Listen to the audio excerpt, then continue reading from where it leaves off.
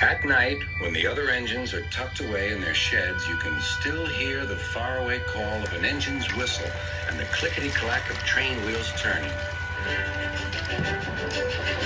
This is the sound of the mail train.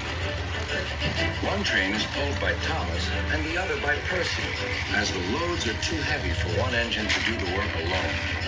The mail is loaded into freight cars at the harbor, and the engines pull their trains through the silent stations, delivering their precious loads.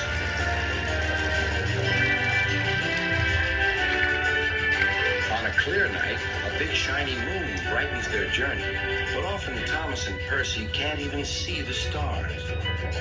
But whatever the weather, lamps along the track always light their way. One night, Percy was waiting at the junction. The main line train was late. At last, Henry arrived. "Sorry," he puffed. "The mail boat from the mainland was delayed." "Come on, Percy," said his driver. "Let's make up for lost time." Percy puffed along as quickly as he could, but the sun was already rising as he finished his work.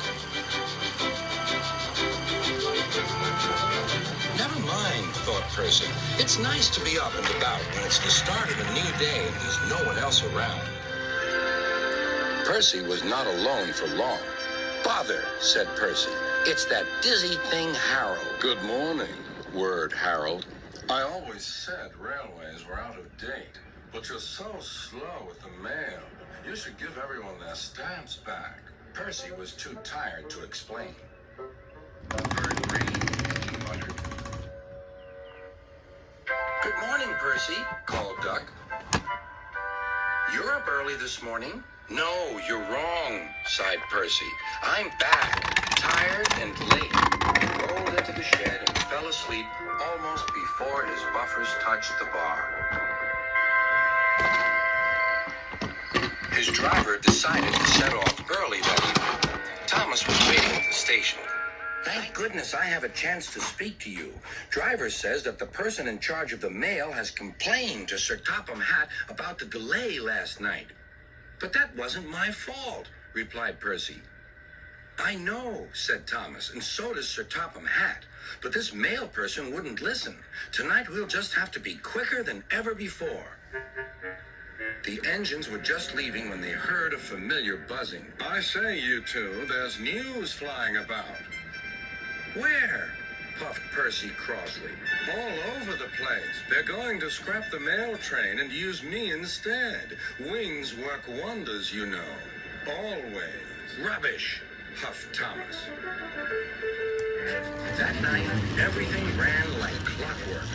Thomas and Percy steamed through the stations, making good time everywhere they went.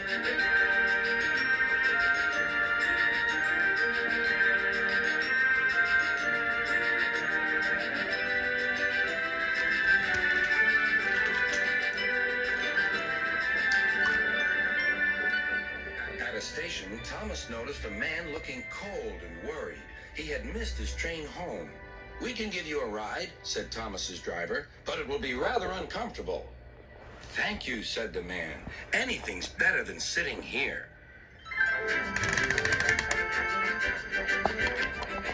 The next afternoon, Percy passed the airfield and saw Harold. "Hello, Lazy Wings. Are you too tired to fly today?" "The wind's too strong," grumbled Harold. "I've been grounded." "You need rails," laughed Percy. "They work wonders, you know. Always." That night, Sir Topham Hatt showed the two engines a letter. It was from the man who missed his train. "He thinks you are both splendid, and everyone says that the mail train is the pride of the line."